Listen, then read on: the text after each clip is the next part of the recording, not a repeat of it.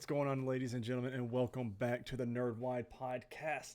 This is episode 163. I'm your host, Tyler Haynes, and with my good friend and co-host, Mr. Chris Rivers. Now, Chris, Howdy, y'all. it's a big week for us. It's a very Agatha big week. all along. I mean, it's technically the same size as all other weeks on True. the calendar. Big content week for us. A lot of time sitting in front of a screen for Right. both of us. Mhm. Agatha all along. Which I texted you night of after the episode was done, said, "Hey, you got to watch this before you go on social media."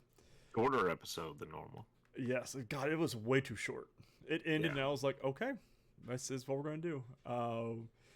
Penguin, Mhm. great emotional episode, and then 2 episodes of Superman and Lois, which normal circumstances I'm really excited to talk about. This we'll get there in a couple episodes after we talk about Penguin and Agatha, but not the best premiere for me, and we'll talk about why as well. But it just didn't click, which is sad because I love Superman and Lois seasons 1 through 3, and is having the budget and guest stars hurting them? I think so, along with the shorter shooting days. Let's go ahead with all those hours of TV viewing, and let's go ahead and make the typical announcement. If Tyler yawns, it's because he's going to be reading a lot. Good disclaimer. If for some ever reason, whenever I read a lot, my brain makes me yawn. I've never understood it, and it just happens. Because there's going to be quite a bit of reading tonight, but we also have The Thing and Idle Hands to talk about, both of which my reviews might surprise you. Jamie is very pissed off with my review of Idle Hands, so it's something I have to live with, though.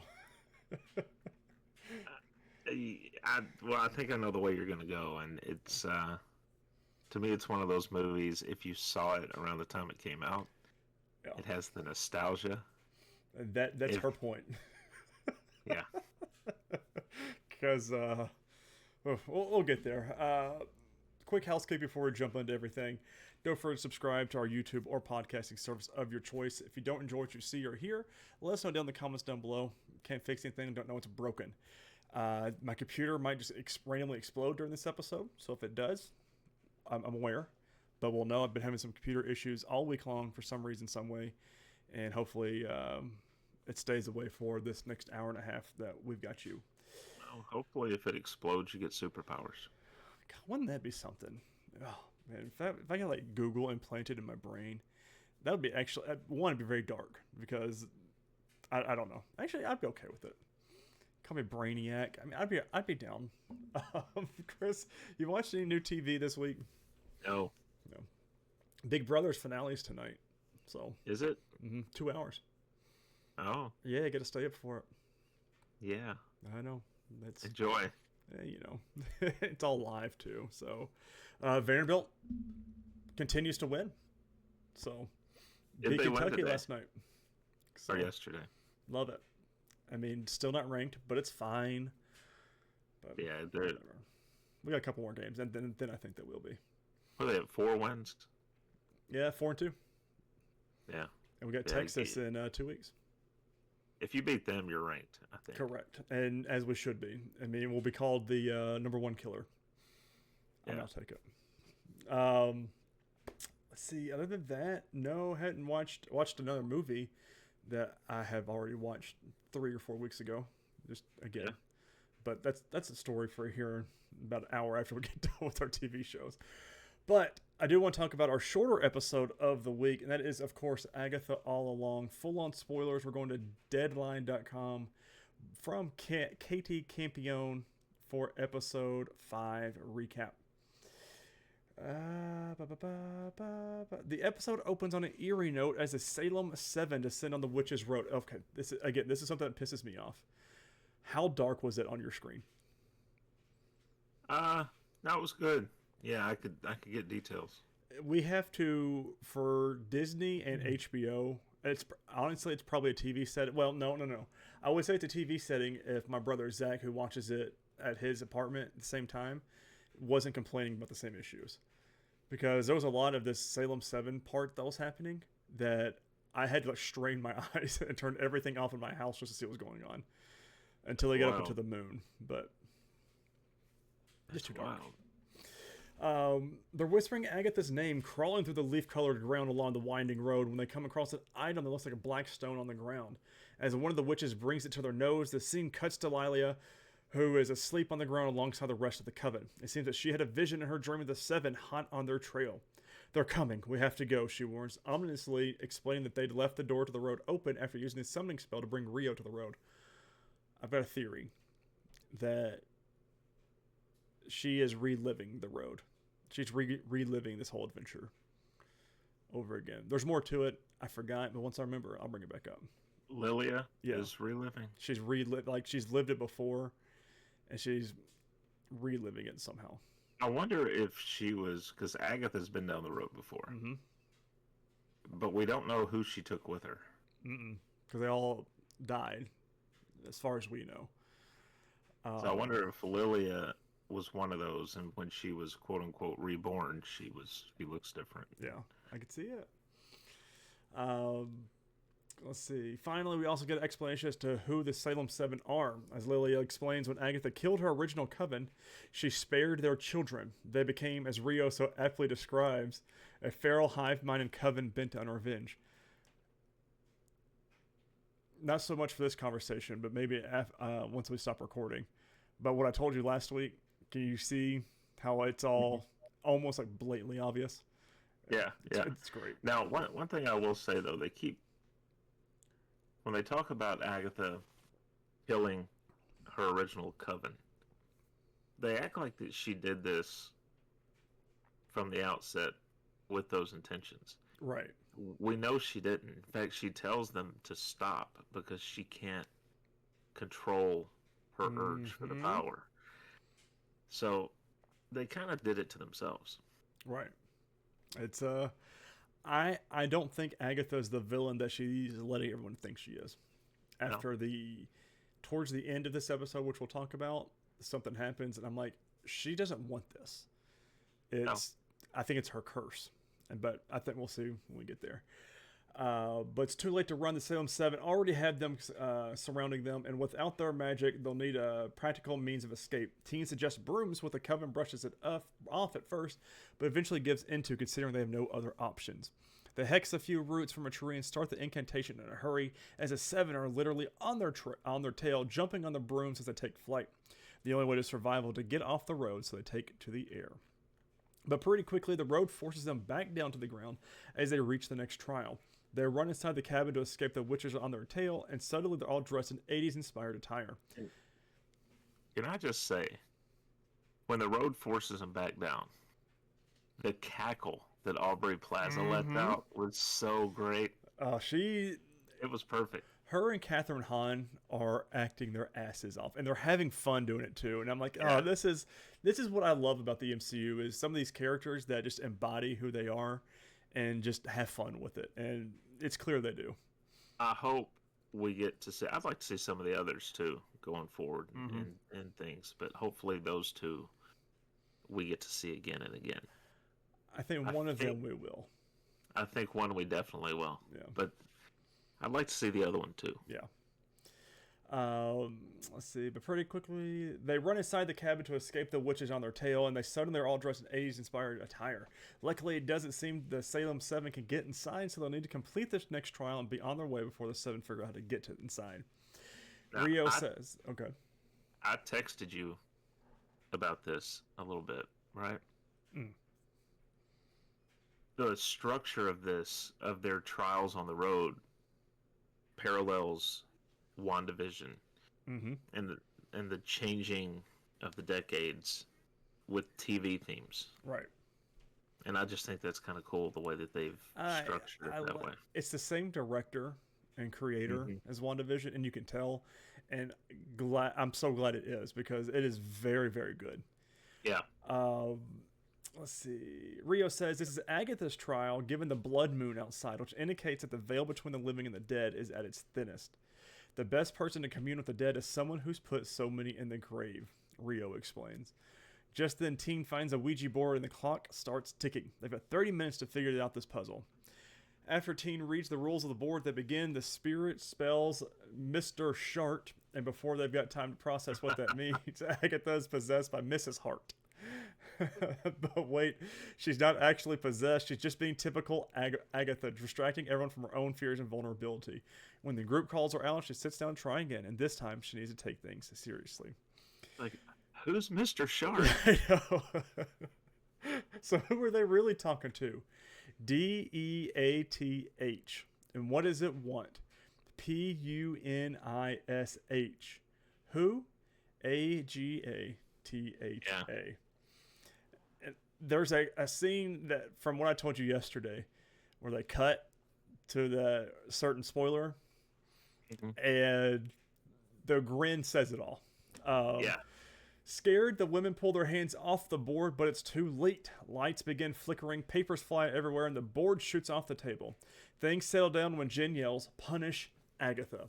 She thinks that's the only way to get past this trial. Agatha tries to convince them otherwise, but her coven starts to agree that maybe after everything she's done, Agatha deserves to be punished. Teen is the only one who defends her. Unfortunately, familiars don't get a vote, Jen says. The lights go out. Agatha hides from the coven. As they're circling the cabin looking for her, they hear heavy breathing. Teen looks up to discover a decrepit-looking Agatha perched on the ceiling. Again, makeup department for this show is awesome. It reminded me a whole hell of a lot of The Exorcist. And they did a great job with her makeup. Kind of somewhat zombie-ish. Yeah. Very, very good. Her skin's gray and cackled and cracked. Her hair is sticking every which way, and she's got a feral air about her. She jumps down to the ground, her limbs cracking as they turn in unnatural ways. She's possessed for real this time. She goes after Jen, strangling her against the wall. When Lilia turns the lights on, making her disappear, just then a ghost appears. She identifies herself as Evanora Harkness of the Salemites. She's Agatha's mother, and she was possessing her own daughter. Ghosts typically have unfinished business, so the coven asks Evanora what she needs. She tells them they must finish the Witch's Road without Agatha. The best and really only way is that's the only way to punish her. She wants the group to leave Agatha in the cabin with her. Rio tries to refuse, and a teary-eyed Agatha asks her mother, "Why do you hate me still?" Evanora says, "You were born evil. I ought to have killed you the moment you left my body." Nobody knows what to say to that. Jen insists that they need to leave the cabin and leave Agatha behind, but Agatha begins pleading with the coven to save her. This is where I'm starting to think, oh, she's lived her whole life as the villain, and she's not really the villain. If you're painted as the villain, I think her powers, which we'll get into here, I think her powers are involuntary. If she's hit with magic, she automatically absorbs it, and she can't stop it. Right. Now, I could see why people are like, oh, she's sucking their power away and doing it on purpose. I think it's involuntary, and it's just like a curse that's on her body. I wonder too, because she goes through these periods after she takes magic, where she does come across as evil, and right. I wonder if she not only absorbs the magic, but the intent behind the use of that magic. See, and she grew up apparently with a mom who's. Well, it rhymes with witch. Right. And wanted to kill her right off the rip. Right. So, I mean, I don't know. There's a whole lot to unpack here. And I think this next week's episode, I think they've already said it's a flashback. So, hopefully we get some answers. But I don't know whose flashback it is. So, yeah, I've heard two different theories. It could be Lilia. Mm-hmm. It could be Agatha and Rio. It could be a flashback to Agatha as a child. Mm-hmm. How her first Witch's Road, maybe, or something like that. It'd be the first Witch's Road. That's when Evanora possesses Agatha once again, moving to chase the other witches out of the cabin, but Alice has other ideas. She steps in and summons her powers, directing them towards Agatha and expelling Evanora from her body. And that's when Agatha begins to siphon Alice's powers. The Ouija board begins moving again, and Teen runs over, demanding to know which spirit is in there with them now. Nicholas Scratch.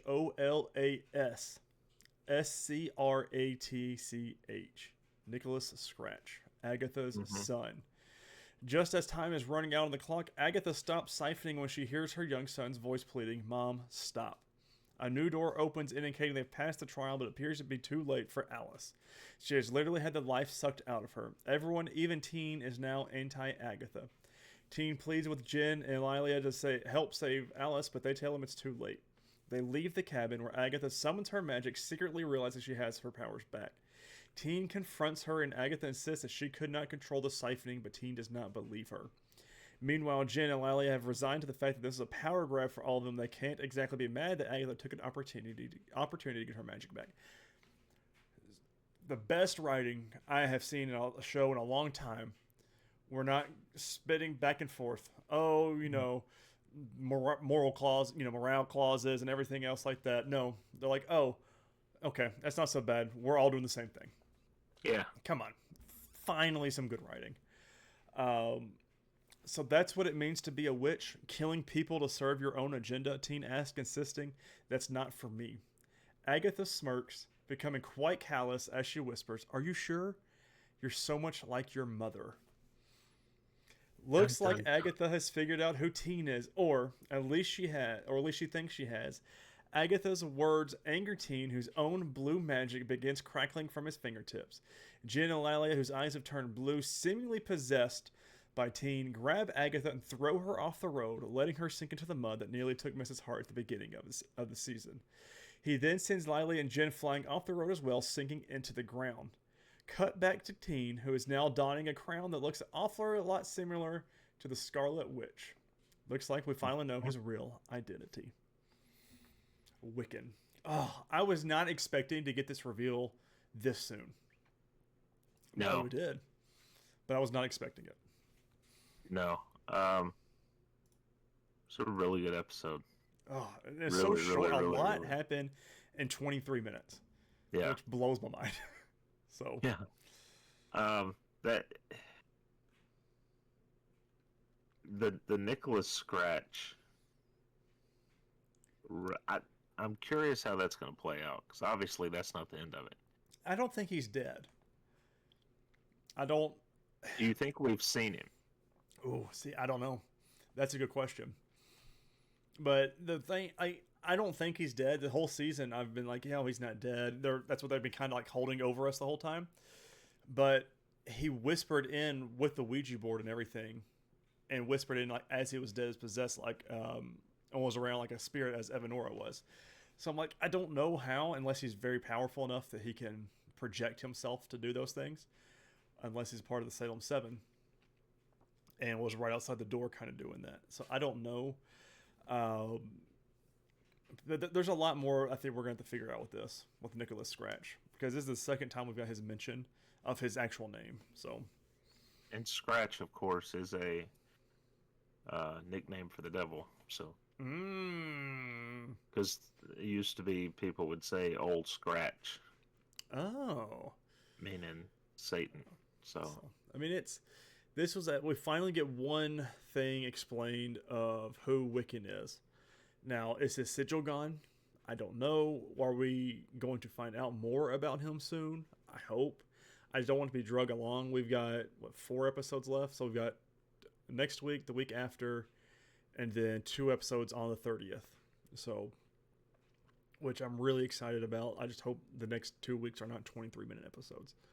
So, I just quickly here, not a lot of digging, right? Nicholas Scratch in the comics is predominantly a foe of the Fantastic Four. Which could lead into next year. But he's also the father of the Salem 7. See, it's weird because like they're messing with comic book lore and things like that, because I think Agatha used to be over the Salem 7, or there's something with that, and there's also Agatha used to be Wiccan's teacher. So right. I don't know where we're getting with this, but oh man, this episode's great. I want it. I want to watch it again. This I don't think I've watched, besides Loki, I don't think there's any of the other MCU television shows that I've watched over again. I mean, Loki's masterclass. There's no beating Loki for me. But this show, whew, it's getting up there. So, But listen, let me tell you about another show. Uh-oh. The Penguin. Episode 3 recap and spoilers, all from GamesRadar.com, with some Easter eggs in here as well. Episode 3 starts with a flashback to events set at the same time as the Batman, but this time focusing on Victor. He meets his girlfriend and we see his life at home with his family in Crown Point, one of Gotham's poorest neighborhoods. His dad is uneasy as to who Victor has been spending time with due to their criminal connections, but later that night Vic meets his pals anyways. From a rooftop, the group watch the Riddler's bombs explode and collapse in the apartment building, killing his family. This was horrifying and so well done. And you could feel, because we've come to love Victor over these past 3 episodes, and to see his face and him acting, I need to follow up on this actor, but him acting his ass off, watching the water come in and sweep straight into his apartment, killing his family, brutal. And then we kind of figure out where he's been since, but we're kind of caught back up. I saw something where they pointed out that these shows by Warner, right, by Warner Brothers, versus Disney produced shows, with the special effects like this, Warner Brothers seems to be just far superior. Yeah. And just nailing it. I mean, this is a spin-off show I wouldn't have really asked for, and I look forward to watching this every week. Yeah. I mean, it's fun, it's very creative, and it's heartbreaking. I mean, towards the end of this episode, very heartbreaking. Because we've talked about, before we get to it, we've talked about how Penguin sees himself in Vic, and he's kind of like his protege. He trusts him the most, and then gets kind of betrayed at the end. But I mean, so good. All right. Have they indicated where this is going? Not that I know of. Like, do we know if we're going to see Batman at the end of the series? Do we know That would be awesome, though. Like, are they setting up Penguin to be a major character in the next Batman movie? Because they're working on that. Right. Because there's the Batman 2. I don't know when that's coming out. I don't think they started directing that yet. It would be weird to have this show building this character up and then not do anything else with him. God, could you imagine our Pats at the end of this season just shutting it down? Oh. We then return to the present timeline where Oz offers Vic the official role as his driver, offering to pay the teenager $1,000 a week for his services. Yes, please. As Oz takes a call, Victor is forced to spend time with Sophia Falcone, who questions him about his past. She then tells Vic to stay in, asking Oz to drive her instead that night, just like old times. Sophia takes Oz to the base of her drug operation, showing him the rare mushroom spores they are using to create their new product, which they later dub Bliss. She asks him to find a distributor for this substance. Elsewhere, Vic uses the downtime to meet up with his girlfriend, lying to her about what he's been up to. She tells him she's leaving for California as there's nothing left in Gotham for them now, with their families both being dead. She invites Vic along, but he says he doesn't think Oz will let him go, though he promises to figure it out. Sophia comes home and is told to go to Sicily, being given a plane ticket by Johnny Viti, who says the instruction has come from cousin Luca, the new head of the family. The next day, Oz takes her to meet another crime family of triads, who initially are untrusting of Cobb, giving previous encounters. However, Oz lies, saying that Viti is supporting the endeavor, and they ask for a call for him to confirm this statement. As Vic waits for Oz and Sophia, he gets pulled over by the cops, bribing them to go away. Oz is delighted when Vic tells him what happens over lunch, then telling a waiter off for interrupting Vic as he struggles with his stammer. Loved this scene. Because he said, don't do that. And he said, he'll finish it, don't do that. And then he even told Vic, he said, you cannot let these people walk over you. It's just so good. I mean, because both of them have a disability of sorts. And it's so good to see this mentorship role. And it's crazy because I was telling, I was thinking about this, but it's almost a Batman and Robin kind of relationship, because he's parents both both grew up poor, both have a disability, and he's training him up. Same thing that happened with Batman and Robin. Both set of parents dead, training him up, sees the innate talent, and it's not hard to see the comparison between the two. And that's what I think I love about it. It's just really, really well done. At the restaurant, Oz then approaches a woman who is sleeping with Viti, who he reunites with later on when he and Sophia crash their pair's sexual tryst. They threaten Johnny, saying they know he's sleeping with his boss's wife, wanting him to make the call they promised the Triad. Later that night at a club, they start selling Bliss with Vic in charge of looking after the drugs. Initially, the Triad leader is unsure about joining forces, but Sophia delivers a persuading argument detailing how it was used to subdue patients in Arkham, and that whoever peddles Bliss will control the drug trade. Vic is haunted by flashbacks to the Riddler's explosions on the dance floor, dropping the drugs. So well done, and very well done for like PTSD. Because he's seen the flash of the dance lights, and you hear the explosions going off that we heard at the beginning of the episode, and even some of it, like you can see in the background, it's just very cool. And they did this is one of my favorite episodes of this whole season, just because of the mental health that they put in this. And you've got a section of wall kind of backlit. Yes.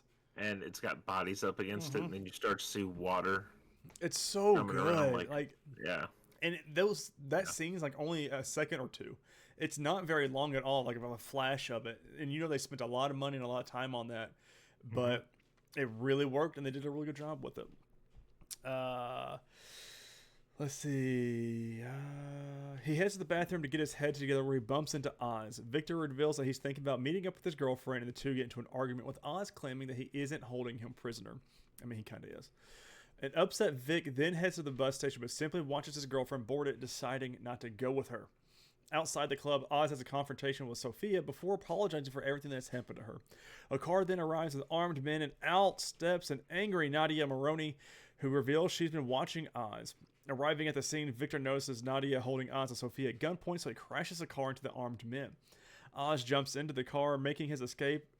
When Vic asks where they should save Sophia to, he urges them to just leave her. That's not going to come back to haunt them. Well, it might not, because in their world, you've got to make the smart move, and she might be more suspicious if they don't. Yeah. Because they got to get this operation going. So if he does try to save her and they both get killed, then what? Yeah. Oh, and then the whole him driving into the back of that car and squishing the dude, and that he's got a concussion, and they did a very good job of this too, of showing the concussion, the blurriness, and here comes Penguin in. He goes, "Oh, I knew you'd come back, Vic." He goes, "Drive." I'm like, dude's sitting there bleeding out of his face. He has no idea where he's at right now, and they're trying to tell him to drive, but whatever. Yeah, because most shows, they would just cut to him in the driver's seat. He wouldn't have any issues. Right. The airbag wouldn't deploy. Right. Nothing. It'd be like, oh, okay, cool. I do like the scenes where it's obvious that Penguin is kind of taking it upon himself to name the drug and everything. And she kind of shoots him a look, but she goes with it. Because, number one, you don't want to show any kind of fracture in the partnership. But she also knows that he's making some good decisions here. Yep. Knows what the Triad's looking for. Yeah. It's good. I mean, I love the show. I really do. And it's, honestly, when we talked about reviewing it, I was not excited to watch this show. I didn't think it'd be good or anything that I'd be interested in. Loving it. And like I said earlier, it's one of the shows I'm looking forward to every week. I think there's an episode starts right now, actually. And well, bye everybody. Yeah, we're out of here.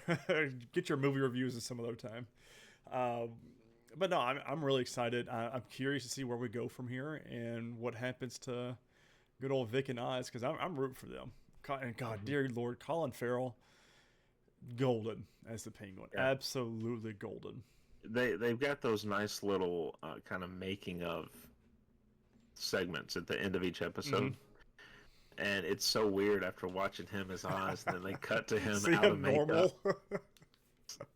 It's not the same guy. It's every time it kills me. But they did such a makeup department did great for them as well. Listen, we've got to talk about the elephant in the room now. Superman and Lois. Season 4, they had the first 2 episodes premiere. I believe we say it was 8 episodes, 9 episodes, something like 10 episodes maybe. That's 10 for the season. And we're already 2 episodes in, and I'm not happy. Full on spoilers, of course, for this. We're going to ScreenRant.com by Zoe Miskelly for the recap. But So Bitsy Tulloch on Twitter took to it. Someone was talking about maybe one of the challenges they had, or asking some of the challenges about the season. And it might have been about the makeup or the CGI or something like that. And she said, well, we used to do 10 to 11 days of filming for each episode. She says, but for season 4, due to budget restraints and everything else, they now have 7 to 8 days. Which, I mean, you're cutting 4 production days down, which is a lot when it comes to one of these shows. And I can't hold it against them, but there's a lot off. Like, none of the acting, besides Michael Cudlitz. I feel like every single scene Michael Cudlitz was in was absolutely phenomenal. Tyler Hoechlin, his scenes were great. Although the flashback scenes, which we'll get into, when they're supposed to first tell about Superman, they look the exact same age they do now. I was like, we have not done like a different hairstyle, or they tried using a different filter off the sunlight being outside between the flashbacks. But I'm like, you look the exact same age, and y'all have got to. There's easy ways. Well, I won't say easy. There's ways to do that without having to use CGI, but. There's a lot of like small things like that bothered me. The daughter, I can never ever remember her name. The love interest for Jordan. Her bangs were atrocious between last season of season 3, the finale of season 3, and the episode. This might be like her 1 or 2 episodes she's in. And it's Sarah. Her makeup and bangs were atrocious. Like, why? And we very, very clearly saw them the previous episode. So, like, even if you're watching this back-to-back or a year apart like we are, it was very noticeable to me. And then the point of Nat Steele being in, it might have been episode 1. It had to be episode 1. Of coming out of, like, the garage or something like that and seeing Superman in the middle of the road dead. And then we never see her again. I'm like, we've gone weeks, and we have not seen you or your dad. But we see, or we get her mentioned by the general. Right. Like, and we talked about earlier this year when all this was coming out that they're not regulars anymore. They're all put into guest stars. It hurts this show. It honestly hurts the show. And it's an ensemble show, and you can't get rid of the ensemble. Right. It's keep the show. CW is just making all sorts of mistakes. I hate it. Oh, I hate it. Let's get into it though, and we'll stop as we go. Yeah, 8 more episodes left before the show concludes. All right. Naturally, the biggest moment the audience is new to expect from Superman and Lois season 4's premiere was seeing the ending of the fight between the Man of Steel and Doomsday. They gave season 3 a cliffhanger ending. This phenomenal. The fight scene in space with a limited CGI they had and money and budget they had looked wonderful and was very terrifying, and you felt the fear for Clark the whole time. Now, what happens at the end of the fight, I did not see coming, and I'm very curious to see how we go forward from it. How you have a show with Superman and Lois with no Superman. But we'll get there. Going to be a challenge. Now, there were a couple points where they're in space, and it looked like I'm assuming that he was banging Superman's head into meteorites, because that's kind of what it looked like, because it didn't look like he was really doing much of anything, and I was like, okay, did they just cheap out on some of the CGI? Or they just, because it looked like he was just he'd move him to one side, right, and then he'd move him back to, it's like, okay, you're not really that's Superman you're doing right, that to. But and then, as the trailer suggests, season 4 opens with a climactic conclusion to this fight, showing the pair going all out against each other throughout this one episode. This is combined with a series of flashbacks that throughout the show and throughout Clark's life, showing him revealing his secret identity to Lois, Lois giving birth to the twins, and a series of romantic and meaningful moments between the two. Now, those scenes were great. The birth scene of in the hospital was really well done. Yeah. It was. I really enjoed that. It's like, go get her. And he goes to get her, and she's like, where are you going? Why are you leaving me? That was very good. While this raises hopes that Clark will use the strong emotions he gets from these memories to help him defeat Doomsday, things don't work out that way, making the eventual outcome all the more devastating. Eventually, the fight concludes with Superman and Lois mutated Bizarro turned Doomsday, killing Superman and bringing his body back to Earth. Disturbingly, Doomsday doesn't leave it there, as while he leaves Superman's body with the Kent family back where the pair's fight initially began, he does take Superman's heart with him, following Luthor's orders at the end of Season 3.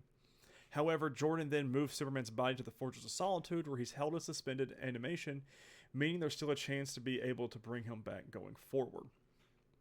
Was not expecting that. And I'm very confused how we're going to have Superman in this show. His heart ripped out. Well, not just ripped out, but later on. I've got a theory about that, too. It's not the real one. Yeah, because he's still Kryptonian. And it doesn't matter if your internal organs or not, there was no kryptonite. So, I mean, his boot was not made of kryptonite. You can't destroy his heart. Right. So I think it's just a ploy to get Jordan off his back. Probably. Maybe. We'll see. But, oh, man, Elizabeth, I can't. Oh, guys, I'm so excited. Because, she's directed a couple episodes of this. We talked about that a couple seasons ago. But to see her in it, I'm really excited about. Although I've never heard of Lex Luthor ever having a daughter. But though it seemed like he was potentially already dead going into the premiere, given he finished the last season kidnapped and thus possibly killed off, General Lane manages to finish the events of the premiere episodes alive. Even though his initial attempt to escape Luthor and his lackeys fell through, after Luthor makes General Lane dig his own grave and then buries him, Jordan is able to find his grandfather with Jordan and Lois, then rescue the General after the woman who kidnapped him reveals where he's hidden. Very, very good scene by Cudlitz here, saying, use the wet sand, he'll choke more. I was like, oh, brutal. Oh, so good, though. This makes it clear to Lois that Luthor is actively attempting to ruin her life, explaining to her father this is why he's been targeting Superman and General Lane, as he's aware of her bond with both of them. That said, Lois also importantly states she thinks he's going to try and turn her sons against her also, replicating how Luthor feels Lois turned his daughter Elizabeth against him. With General Lane supposedly the only person who knows where Elizabeth is, the conflict between him and Lex Luthor is likely to crop up again down the line. So, we get an answer in Season 2 that when we watched these episodes last night, I almost immediately texted you, but I wanted to bring it up on the show instead. We finally get the answer from last season if Lex Luthor knew who Superman really was. Because the whole time we debated that whole Season 3, well, does Lex really know who he is? We know he's close to Lois and the General. Does he know his kids? Do we know who he's married to? And we get the second episode, and I was like, finally they answered that. Because it was very confusing. It was, yeah. And I don't know that they needed to drag it out as long as they did. Correct. But, so it goes. Episode 2 comes with some major twists of fate, including the reveal that one of Smallville's residents, a seemingly friendly man named Chuck, realized Superman is Clark Kent after seeing the Kent family's reaction to the hero's death. Obviously. Right. And I'm surprised he's the only one that noticed. Because there was like 5 or 6 of them out there. So Nat was one of them. Correct. Which she already knows. And then because they kind of showed the flashbacks, this scene again, and with Lana and Sarah coming up, and Lana's going, she clearly cares about Superman. Let's give them some space. I would have been, who are you? I don't care if you're my mayor. And I'm honestly surprised the lack of cell phones out, because anything and everything nowadays, cell phones are already recording. So, and that would be a big scoop. Correct. For a social media account. Clark Kent is Superman. Well, not just that, but, oh, by the way, he's dead. Yeah. I mean, that would have been breaking news, millions off of that. Oh. Let's see. Interestingly, Chuck is shown trying to defend the boys when Lex Luthor comes to intimidate them, suggesting this news could have earned the Kents at least one new ally going forward. Again, a very, very good scene. It doesn't really go much into it here on the review, but the boys sitting at this diner, discussing, hey, what are we going to do? They're eating. In walks Lex Luthor. Michael Cudlitz, fantastic as Lex Luthor. I really, really, really wish they would trimmed his beard. Like, if it would have been a little bit more like mine, like kind of shorter, but it still could have been a little long, and I've been fine with the flashback scenes we get of Lex Luthor and Lois Lane with a horrible wig. That wig was horrible. Why not put him in a suit? He's a businessman. I understand the jeans and the leather like bomber jacket now because he's just out of prison for 19 years. But back then, why wasn't he in a suit? Why don't we ever see him in a suit? And why does he look so scraggly even back then? There's ways to do this. Unless Cudlitz said, hey, I'll do Lex Luthor, but I'm not shaving my goatee. Period. So, yeah. I don't know. But anyways, Michael Cudlitz walking in and immediately sitting down with them, talking about Lois, was so cool. And he hits the table. Chuck goes, oh, do we have a problem, boys? And Lex Luthor looks at the guy. I forget what he said. And Chuck just sits right back down. I've been the same thing. Hey, boys, y'all did anything? Oh, sorry. Y'all are good. Teenagers. I know who you are, though. Y'all are fine. Perhaps more surprisingly, Luthor appears to finally register that Superboy is Jordan Kent, and thus that Clark Kent is Superman, after the young hero attempts to threaten Luthor in order to regain his father's heart. Previously, Luthor seemed unaware of the Man of Steel's secret identity altogether, although he accused Lois of going against him to try and protect Superman in flashback scenes between the two. The bar scene, where Jordan flies in and pins him against the wall, was one of the best scenes, I think, in this episode, because we see Jordan hovering, and then Lex Luthor starts walking towards him and talking to him, and they're just backing away from each other. It's very, very cool. Letting him like, oh no, you were not ready for this, boy. And then he flies out. So good. Oh, so good. But he could have done real damage to Luthor. He could have killed him. I mean, and in an it's instant. like, Luthor dares him to. Mm-hmm. And with all those people there. He's right. He's, don't come at me unless you're willing to kill me. And I'm going to say it one more time. I said it all last season. Superboy's outfit is disgusting. It looks like shit. Why? What is the point of this? Yeah. Give him some normal, like, goggle sunglasses. Not these old-ass aviator, oh, they're my grandfather's from World War II. Cool. All right. They make other things. Give him a pair of Oakley. Like, what are we doing? Put them on a shelf. Right. And had that to look back to. It made me so damn mad. Oh, every time I saw it, like those big, it was stupid. God, it's the dumbest scene. Like, have the whole hat thing covered in his hair. Come on. Do you think one way they're going to go with this is at the end of the season we see him don the Superman? God, I don't know what they're going to do. I don't know how that would. It's not going to look right. No, I'm still waiting for Jordan. Oh, like at the end of this episode, Lex goes, "Huh, I guess you don't have powers, do you?" Oh, that's a shame. Probably for the best. I'm like, God, that's a gut punch. Well, I know I don't, dickbag, but I can control my heartbeat. I can stay calm and cool and collected. Come on. Was this were these episodes the first time we got the mention of Superboy, or did they call him that last year? Yeah, good call. I meant to bring that up. This is the first call of Superboy. Yeah. And I'm like, I mean, not really. No. The revelation that Lois is married to Superman, unsurprisingly, only exacerbates his idea for Lex years later, seemingly encouraging him to double down on his plans to destroy the Kent family and all they hold dear. It also places the Kent brothers in all the more danger, as Lex's hatred for both Lois and Superman is sure to define his actions towards them. Lex Luthor's villainy is amped up to 11 in Season 4, with the antagonist getting Superman's heart from Doomsday and keeping it in a case he specifically commissioned from Milton Fines, which is notably an alias for Brainiac in the comics. They did like a little hint to that. I was like, okay, that's a cool way to do that. Yeah. And thus can have big implications for future episodes. I doubt it. They're not going to bring in another iconic CGI villain on top of that. Luthor then uses this to set a trap for the Kent family, which culminates in Jordan taking the bait and trying to rescue his father's heart in order to try to allow Clark's healing factor Kryptonian technology to bring him back once whole.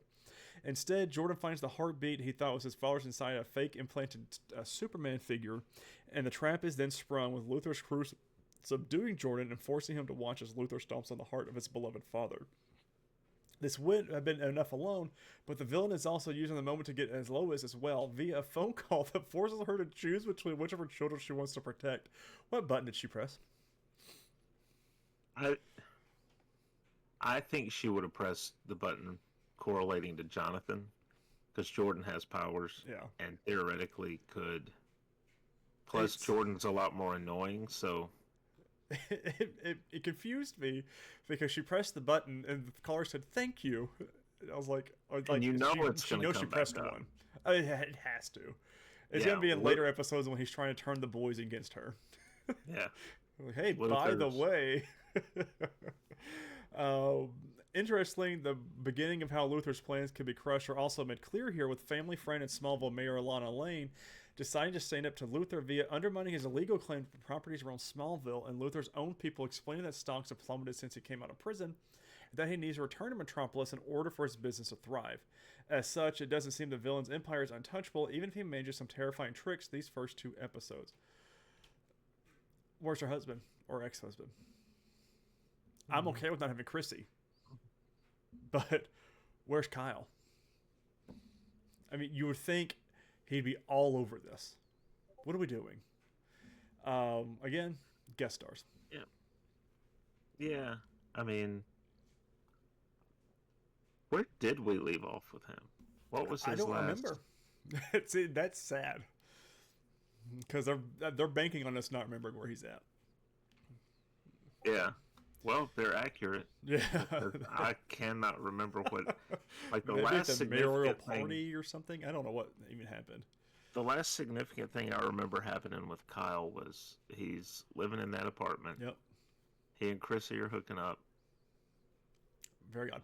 Maybe they ran off together. Yeah, listen, forget it. I don't care about Smallville or Superman. We're out.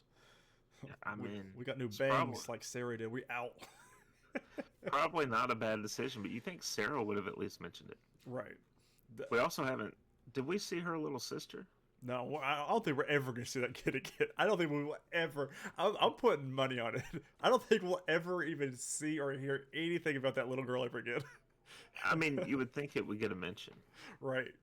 Oh, Sarah's off with your dad, keeping her safe away from Lex. One line, easy to explain it. Yeah. But whatever. Surprisingly, the Superman and Lois Season 4 premiere does feature Tyler Hoechlin's Kal-El returning in a sense after his fight with Doomsday, just not in the way audiences want or expect. Episode 2 sees Superman return in hologram form, much in the same vein that his own mother and father appear in the series as hologram versions that give Clark advice and information throughout the show. This is an effective way to allow a version of Superman to be part of Season 4's conversations where it otherwise cannot be, but also makes it less clear whether Clark himself will definitely come back, since there's a version of Superman for his sons to talk to and reconcile with. However, given the show is adapting the Death of Superman comic, which also revives Superman, hopefully Superman and Lois Season 4 will see the iconic DC hero be brought back in the flesh as well. Yeah, and in the comics, the way it worked is he's in that... I can't remember what they called it.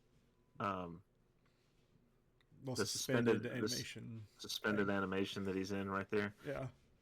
That's how they do it in the comics. He stays in there long enough that his body begins to repair itself to the point that his mother says, I think she says at one point he can't grow new organs.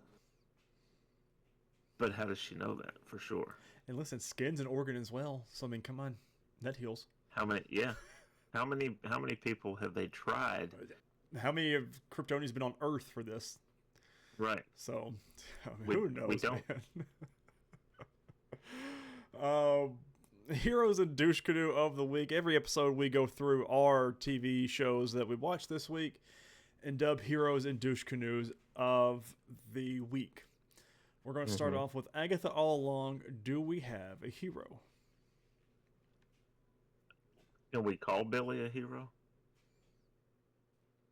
Or teen, or whatever. He still hasn't called himself Billy. So yeah. I mean, we could. Nicholas Scratch, maybe, for stopping Agatha from completely siphoning somehow, some way. Mommy, stop! Right. That's pretty much it Penguin, you could say Vic for coming back to the rescue. Yeah. And saving there. Heroes for Superman and Lois. I really don't have one. I mean, not a lot of heroics going on here. No. Chuck for standing up to Lex at the beginning. But he also backed down. Yeah, he also sat right back down. I don't think that there would be one in Superman and Lois. I think there might be in the next, because she's going to stand up to Lex. Yeah. In her way. So maybe she ends up being in the future. I don't think we've got very many episodes left with her. So if they're going to do something, they need to do it quick. You think they'll kill her off? Kill her off or write her off or imprison her or something. Because I mean they're only guest stars, and they seem to be rotating their guest stars. General Lane was in episode 1, not in episode 2, and we had Lana and Sarah in episode 2. I think I know Nat and John Henry Irons is in this next episode from the preview. So I'm like, I don't know how they're going to balance the budget. I hate it. God, it frustrates me almost to the point. I'm glad. Well, half of me says I'm glad we get continuation of the show. They're going to finish it how they want to finish it. But the other half is, if they're going to make it how they're doing it and nothing makes sense really, that they should just quit it. I mean, and said, hey, this is what we were going to do, but. Or even have HBO just buy up the whole bill. Or they should have said, hey, look, we've got this much money we're going to put into it. You can either do 10 episodes or like 6 bangers. Right. What do you want to do? Oh, could you imagine just the full budget? Oh. You want to do Vic for Hero of the Week? Yeah, let's do Vic. Victor? I have a feeling we could have a few more options at Douche Canoe. Oh, we've got. I've got some, and some that might surprise you. Victor from the Penguin, first hero count for him. Douche Canoe, Agatha all along. I mean Agatha. Agatha. Even though, like we said, I don't think it's voluntary. Right. She plays into it. I mean, she did just kill them and then just kind of walk away. And actually, Jen and Lilia. Because they're like, oh, okay, we just lost one of our coven. Okay, we're walking off. And they're very quick to turn on Agatha. Right. Even though they're all doing the same thing. Yeah. Okay. So we've got Agatha, we've got Jen and Lilia, the Penguin.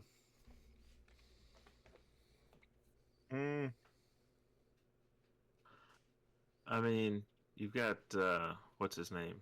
VD for banging his cousin's wife. Yeah, let's. Come on, dude. That's bad enough in any family, but in a family like that, a mafia family, you don't want to be doing that. No.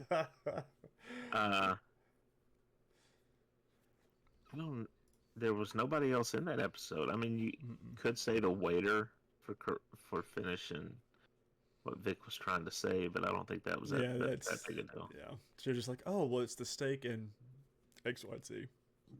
Yeah. Now, Superman and Lois.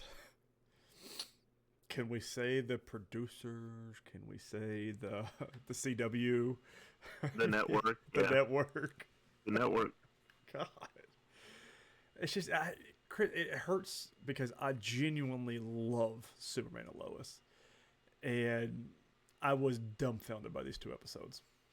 Yeah. And I didn't want to bring it up because it is on the makeup department. But Jamie and I last night, Jamie mentioned it when we're watching it. She said, what's wrong with Lois's eyebrows? And you look, every single scene, one of her eyebrows are arched. The other one's flat. And it's very distinct. And every time they showed her, it was that way. Is that normal for her, though? No. That's what we were noticing because this is something wrong. Did you Google? Bitsy Tolik image eyebrows. Yeah, they're normal. I just don't know why they. Yeah, they're in every picture. She's got normal eyebrows, and they're both normally arched the same way. This whole episode, you'll go back watch it this season. I don't want to watch it any more than I have to. No, you'll as the season goes on, because I guarantee they did not fix it. Oh, see, like even like because there's past photos from the seasons. Everything's normal. What are we doing here? I just wouldn't it be something if it turned out that the big twist was that this is not the lowest that we've known? That God, wouldn't that be something? Oh, man, I don't know for Douche Canoe. I'm down for anybody. The network really screwed the pooch. Jen and Elliot, Agatha are all good. Vidi for Penguin. I mean, I'm good with the CW listed. CW. I like it. But I was for the atrocious. So, when I went to watch the episodes, I had flashbacks, and I was like, I started keying the WB, and I was like, wait, that's not the network. And I was like, which network is it? Wait a minute. And I was like, oh yeah, CW. Did you get any trailers for any of the other shows that are on it now? We went from like a decade of great, mediocre to great comic book shows. And now, like, there's something called The Wranglers that premieres this Monday. I don't know what it's about. I skipped through it, but everything kept popping up for The Wranglers. There's a Joan. Well, I know that show. Jared Padalecki was upset about how they treated the Walker show that he was on. So, I mean, I don't know. Hopefully next week our show's better, but I'm not holding out hope. It just sucks because, like I said, I love this show. Agatha and Penguin firing on all cylinders, making phenomenal content, and this is the best that Superman and Lois can do. I feel like the people that acquired the CW, I can't remember which company it was. But I feel like somebody at the top was like, I don't personally like superhero content, so let's just erase that from the network. Right. It's like, well, it was bringing in good ratings. Nexstar Media and Paramount Global. Yeah. They're idiots. Yeah, they. So. Joke. Okay. So that's it for TV. Sorry we ended on such a sour note, but. We can only have the level of sour or sweet that our shows give us. So I'm just calling it like we see it. That's all it is. That's it. All right, so we're on to movies. Did you watch anything else this week? I did. Stella and all of us watched. Sorry, Fury wants to make his appearance. Come on, come on. Watched Beetlejuice for the first time. Yeah. So of course, watched that for the first time. Well, the second time this year. And what was it? 3 weeks, 4 weeks since I saw it last. She didn't say it was okay. It's fine. It didn't scare her or anything. So that's a plus. But she still wants to do Beetlejuice for Halloween, so I'll take it. What about you? Anything for you? Yeah, I did. I started off with The Fly, the original The Fly, 1958.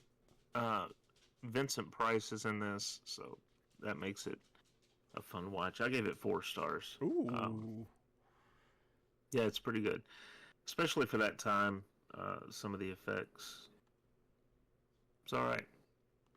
Followed that up with Return of the Fly, 1959. They made it the very next year.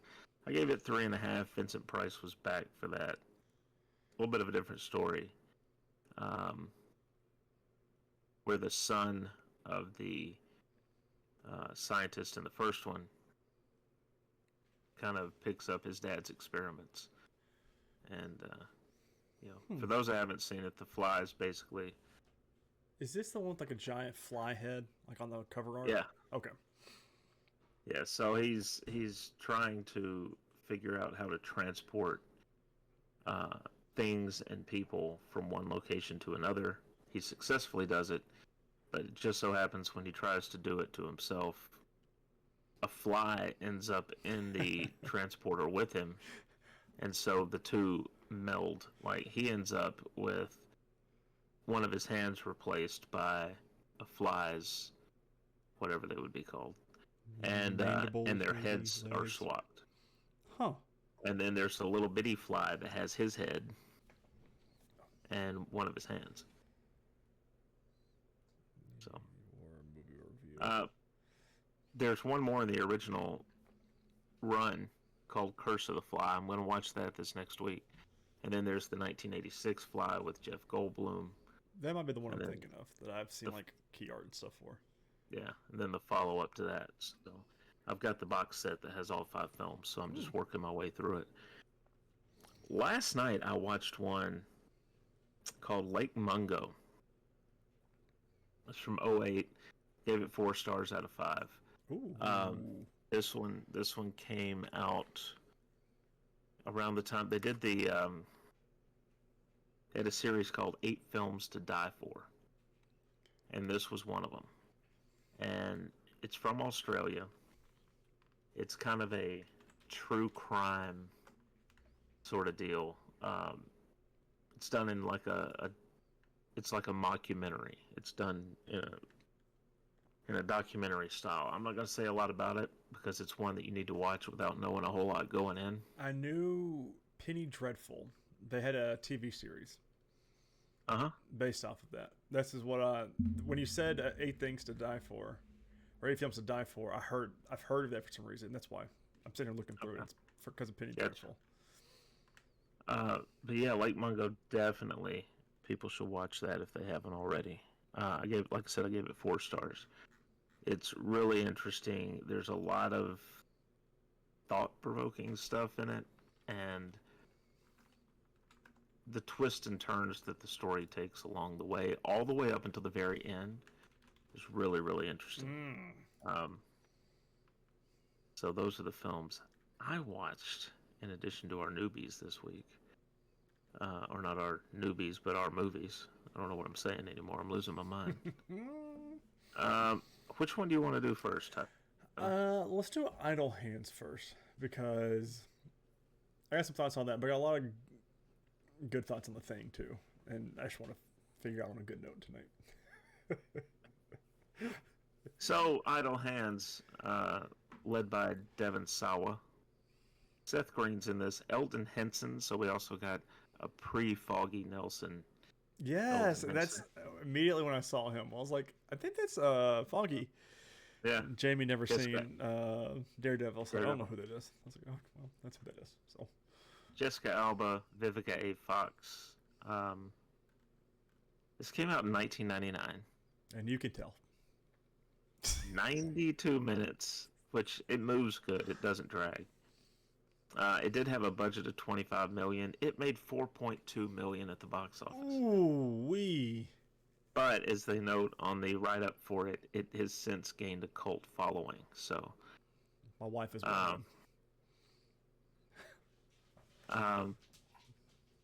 it is a film that, like we were talking about earlier, if you were of age when this came out, you kind of have a soft spot for it, probably an appreciation for it.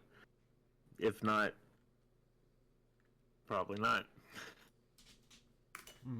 Fred Willard's also in this, by the way. He plays very briefly Mr. Tobias. So Mr. and Mrs. Tobias are settling into bed when they notice a message on the ceiling claiming someone is under the bed. They hear a noise from outside, and as Mr. Tobias goes to check what the noise was, Mrs. Tobias calls the police, but she gets dragged under the bed and killed. One thing about this movie, when the kills happen, you don't see a lot of it on screen. So, like, she gets killed under the bed, but all you see is some blood shoot out from under the bed. You don't really see what happens. Anton, their lazy stoner son, hasn't noticed their disappearance in 7 days.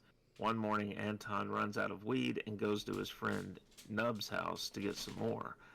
But he says he's run out of weed too. Nub and his other friend, Mick, suggest that Anton should go and talk to his neighbor Molly, the girl that he likes, who's played by Jessica Alba. He sees Molly dropped her lyrics book and goes to return it, but he ends up being awkward and fleeing her porch. Classic. Classic stoner friends, too. Right. So, yeah, he doesn't... In fact, when they think someone's in the house, his mom calls up, because he stays in the attic. Mm-hmm. She calls up to the attic, and there's no response. Well, the first time we see him, he sleeps with headphones on. So, it's like, it throws things off to a point where it's like, okay, you can understand how he didn't know what had happened if he's staying up there all the time. Right. And he sleeps with headphones on. He wouldn't hear anything. I mean... Mom, we're out of milk. We're out of dog food. Nothing. I love how the dog just comes by and, like, throws his empty dish on the floor. Like, feed me. Meanwhile, a druidic high priestess named Debbie LeCure is hunting the spirit responsible for killings across the country. She seems very passionate and determined to stop the evil hand and races to Anton's town upon hearing about the murders. As Anton is returning from shopping, he's stopped by two young police officers he used to go to school with. They search and bust him for having an empty baggie on him and littering after one of the cops drops it on the ground. Classic cops. Yeah, Anton goes home and smokes oregano and nutmeg using the site as rolling papers. Realizing that was a mistake, he goes to the kitchen to wash his mouth out and makes himself a sandwich. When going to spread mayonnaise on it, the knife he's using is covered in blood, and his cat Bones is playing with an eyeball. Running in a panic, he trips and finds his parents' corpses. Yeah, they were propped in the front window with pumpkin heads on them. Mm-hmm. Smart. Which, yeah, I'm not sure how they stayed up that whole time. How we didn't smell them either. Right. Well, he's smoking a lot of oregano. So Mick and Nub show up, and Anton shows them the bodies. Then they figure out Anton's the killer. Mick tries to call 911, but Anton pulls out the phone cord and claims he isn't the killer. But he murders Mick with a glass bottle. And again, it's off scene, right? We hear it. And the rest of the movie, Seth Green's walking around with a bottle stuck in his head. Makeup was good. Yeah, yeah. Anton promises Nub he didn't mean to do it, but they find out that Anton's hand is possessed. His hand chases Nub into the basement and tries to stop his hand so Nub can escape, but his hand overpowers him and decapitates Nub. Yeah, he takes a saw blade and slings it like a frisbee. And again, even in that, we see it somewhat on screen, but you just see him kind of standing there, and then the line shows up as his head falls backward. Which I don't care how hard you threw that, it's not going to cut through you. No. It would cut your skin if it caught you right, but you would still have to get it to stay level. Right. His hand, well, we already did that. Anton's hand throws Bones out the window, that was funny. And he goes to look for him, but the hand pulls him into Molly's porch and rings her doorbell. Molly takes Anton into her room to make out, but her parents come home, so Anton leaves. And he has to tie his hand to the bed to keep it from... She said, oh, kinky. It's so dumb. Come on, Sue Storm. Anton buries his friends' and parents' corpses in his backyard, but Mick and Nub come back as zombies and knock him out. Back at Anton's house, he awakes, believing he had a terrible dream, and runs to tell his friends, finding them still zombies and snacking on his couch. Yeah, like, Nub's holding his own head. Yeah. It's upside down, I think, at one point. Yeah. Just chilling there. They tell him his neighbor Randy knows about all things Satan and demons and that he might have some advice for Anton. This is the stereotype at the time that if you listen to heavy metal music, you must be aware of all that stuff. Anton finds Randy at a fast food place and asks for help, which he replies He needs to keep his hands busy with other tasks so it won't kill any more people. The same two police officers from before arrive at his house responding to a noise complaint. They enter his house upon seeing Mick and Nub's zombified bodies and accuse Anton of being the killer. After a short confrontation, Anton's hand kills the two cops in his living room. Fed up, Anton flees to his kitchen and cuts off his hand with a cleaver. Nub and Mick seek out a first aid kit while Anton traps the hand in a microwave, burning it. I notice you're not jumping in a lot here. There's stuff that comes up later, but a lot of these deaths were just so silly, and Yeah. and I did try putting myself back in 1999, early 2000s, like when this would have been very popular. It's very, if someone wanted to say, hey, what's a good, Halloween campy horror film that would describe the time of movies that was around that time, I would show them this, because this is classic stoner, hot girl next door. Story makes a whole hell not a sense at all, and like some of these kills were just ridiculous. I felt like the cop being tased in the face and just being burnt to a crisp. I'm like, you mean, okay, I guess how some people would think. Sure, I had to think of it more of like as a scream, not scream, scary movie, and and that made it a lot more enjoyable for me, I guess. So yeah. Meanwhile, Debbie teaming up with Randy. They were so funny. Yeah, hunt Anton down to put a stop to the possessed hand. After sending Molly to the school dance, Anton returns home to finish off the hand. Unfortunately, Nub and Mick inadvertently released the hand. They decided that they wanted to microwave some Hot Pockets or something. Little burritos from the gas station. Yeah. The three then steal Randy's truck and head to the school. Mick and Nub go to the Halloween dance to watch over Molly while Anton looks for the hand. Randy and Debbie meet up with Anton. Debbie explains the hand will drag Molly's soul into the netherworld. Anton crashes the dance and tries to warn everyone about his hand, but he's ignored. The hand then scalps the band's lead singer and causes a panic. Just by pulling the hair. It was really random. Huh? Just by pulling the hair. Yeah. I was like, huh, okay. Just ripped it right off. Molly and her friend Tanya escape through the vents. They attempt to go through a fan, which they've stopped with Tanya's shoe, but Tanya gets hung on the rope. Molly tries to pull Tanya off the fan, and Anton's hand ends up removing Tanya's shoe, allowing her to be pulled to her death in the fan. Which you could see that coming a mile away. Yeah, easily. Molly then runs into the art room, causing her to get knocked out. Anton enters and fights with the hand while it's inside a puppet, but it escapes to the auto shop where Molly's strapped to a car in her bra and panties, being raised toward the ceiling. It was her Halloween outfit. Yeah, the angel outfit. Yeah, and then as he reaches at one point to try and get to her, he pulls which it would not have mesh. come away from the rope. No. They just would have sat there, but Yeah. Yeah. Well, Anton, Mick, and Nub fight with the hand over the controls. Mick finds a mechanic's bong, and he and Nub smoke for strength. Anton blows some smoke into the hand, still inside a hand puppet, until it drops the controls and they save Molly. So basically the hand got high and could not do anything. Got too baked. Debbie throws a ritual knife into the hand, stopping it in a puff of smoke and fire. She and Randy take off for ritualistic sex. Anton releases Molly from the top of the car. They go under the car and start making out, which, with everything that's happened... Correct. Why are you standing under the car? This was probably my favorite couple of lines from... I don't think it was Mick. It might have been Nub. But when they threw the knife and the thing puffed up, he said, oh, that was it? I was just kind of expecting a little bit more than just a puff of smoke. Yeah.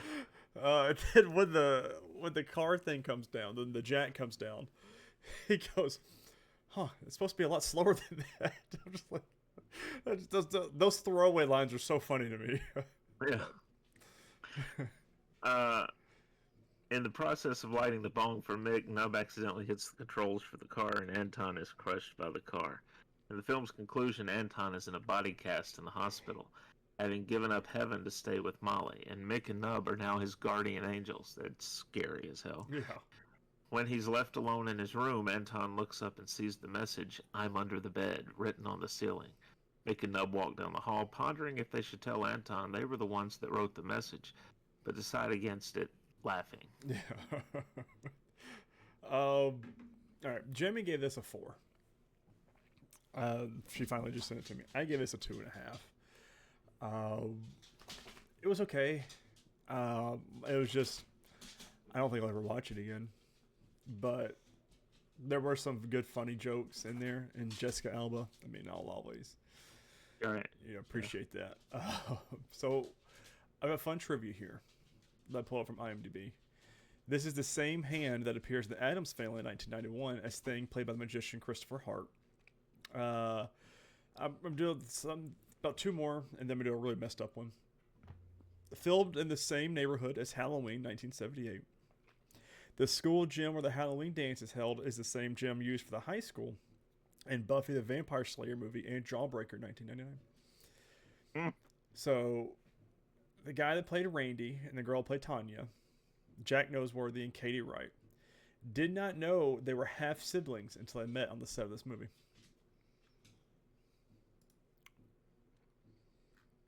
So there you go. What? So. It's definitely a movie you should watch at least once. I mean, yeah. It's also early Jessica Alba, so yeah, nice. If you're a fan, love me some JL.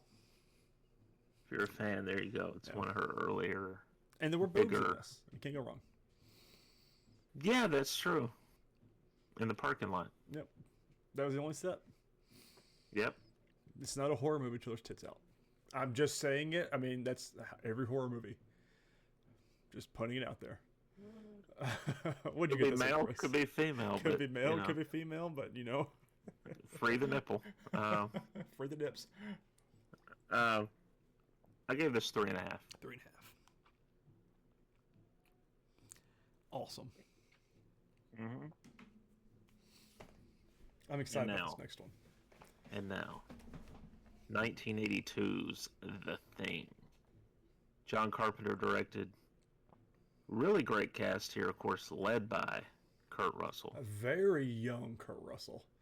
Mm-hmm. 109 minutes, which it doesn't feel too long. It kind of moves along. It had a budget of 15 mil. A box office in North America of 19.9 million. So It made money, but didn't really hit its stride probably till home video, where it really took off.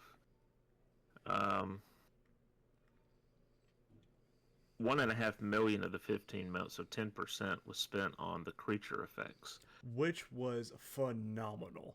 What would we say this was? 1982. That looked awesome, and it was very creepy and very. I was not expecting this movie because I have seen the key art for it, and I could have swore it was like one of those diving suits. So I was expecting like a coastal movie, not something in what was it, Antarctica, I think is where they were. Yeah.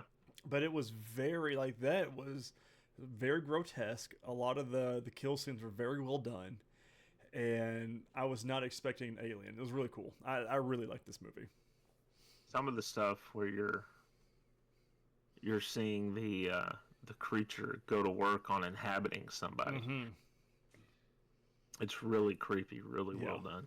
The one scene where the guy the creature's already come out through his chest, but like his head was being pulled off of his body. It was like squishing it. It was awesome. 1982. Very, very cool stuff for what that was. Yeah. In Antarctica, a Norwegian helicopter pursues a sled dog to an American research station. The Americans witness the passenger accidentally blow up the helicopter and himself. The pilot fires a rifle and shouts at the Americans, but they cannot understand him, and he's shot dead in self-defense by Station Commander Gary. The American helicopter pilot, R.J. McCready, and Dr. Cooper leave to investigate the Norwegian base. Among the charred ruins and frozen corpses, they find the burnt corpse of a malformed humanoid, which they transfer to the American station. Their biologist, Blair, autopsies the remains and finds a normal set of human organs. Clark kennels the sled dog, and it soon metamorphoses and absorbs several of the station dogs. The disturbance alerts the team, and Childs uses a flamethrower to incinerate the creature. It kind of... It had the head of a dog at one point, but it also had this wider mouth that opened, and it had like these entrails that were like almost like out. Tentacles, kind of not tentacles, Yeah, like bug antennae. Just like it was right. Very cool how they did this. I'm curious how I got the bug stuff though, being in Antarctica because there's no bugs. But maybe it was a bug-like alien. So. Oh yeah, but I mean the effects on this are always just. It was very cool. Phenomenal. Like they should need to be studied. For 1982, all these effects for this need to be studied because it's very, very cool and well done. And it just goes to show, I mean, it was 10% of the film's budget, and they were able to do this. So, Superman and Lois looking at you. You could do that today. You don't need CGI. No. Now, for some things you do. Yeah. Right. But there's a lot of stuff they use it for, I think, just because they don't want to go to the time of trying to do it practically. Mm-hmm.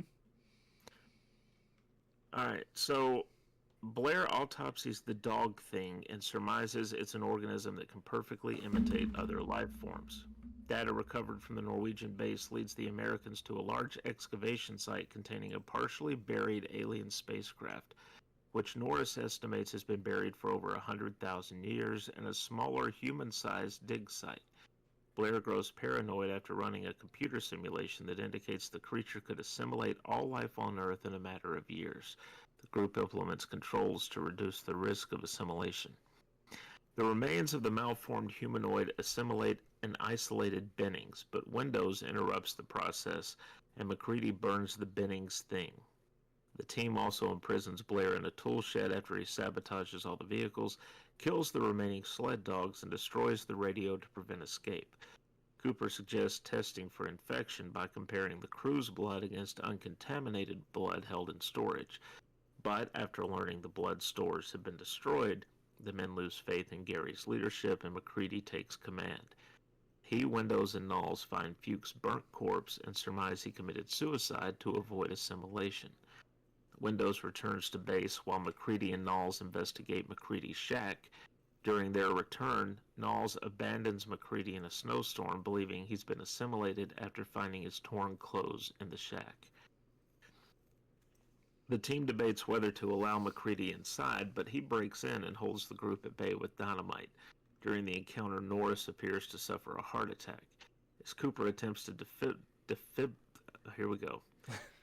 defibrillate Norris, his chest transforms into a large mouth and bites off Cooper's arms, killing him. So cool. It's a great effect. Oh, it's awesome, man. Because and when you watch the film for the first time, you're not expecting it. You're sitting there and you're like, okay, he's going back in for another shot, and he's clear. And then all of a sudden, the chest opens up and just bites his head off. Dude, it's so cool. MacReady incinerates the Norris thing, but its head detaches and attempts to escape before also being burnt. MacReady hypothesizes that the Norris thing demonstrated every part of the thing as an individual life form with its own survival instinct. He proposes testing blood samples from each survivor with a heated piece of wire and has each man restrained, but is forced to kill Clark after he lunges at MacReady with a scalpel. Everyone passes the test except Palmer, whose blood recoils from the heat. Exposed, the Palmer thing transforms, breaks free of its bonds, and infects Windows, forcing MacReady to incinerate them both. Childs is left on guard while the others go to test Blair, but they find he's escaped and has been using vehicle components to assemble a small flying saucer, which they destroy. Upon their return, Childs is missing and the power generators destroyed, leaving the men without heat. MacReady speculates that with no escape left, the thing intends to return to hibernation until a rescue team arrives. MacReady, Gary, and Knowles agree the thing cannot be allowed to escape and set explosives to destroy the station. But the Blair thing kills Gary, and Knowles disappears. The Blair thing transforms into an enormous creature and breaks the detonator, but MacReady triggers the explosives with a stick of dynamite, destroying the station. While MacReady sits with the burning remnants, Childs returns, claiming he got lost in the storm while pursuing Blair. Exhausted and slowly freezing to death, they acknowledge the futility of their distrust and share a bottle of Scotch whiskey. Is there a second one to this? So they have had sequels in different forms. Okay. Let me see. They'll usually list down here, so we can go over some of those. Yeah, Dark Horse Comics published a 4 comic book sequel starring McCready in December of '91. It's set 24 hours after the film. It was followed by the 4-part The Thing from Another World, Climate of Fear, in July of '92. In '99, Carpenter said no serious discussions had taken place for a sequel film, but said he would be interested in basing one on the prior comic arc, saying it was a worthy sequel. Then they've done video games. Oh, so that makes me want to look into the video games. I'm looking at the trivia here. John Carpenter has stated that out of all of his films, this is his personal favorite, which is cool. This is a very good one.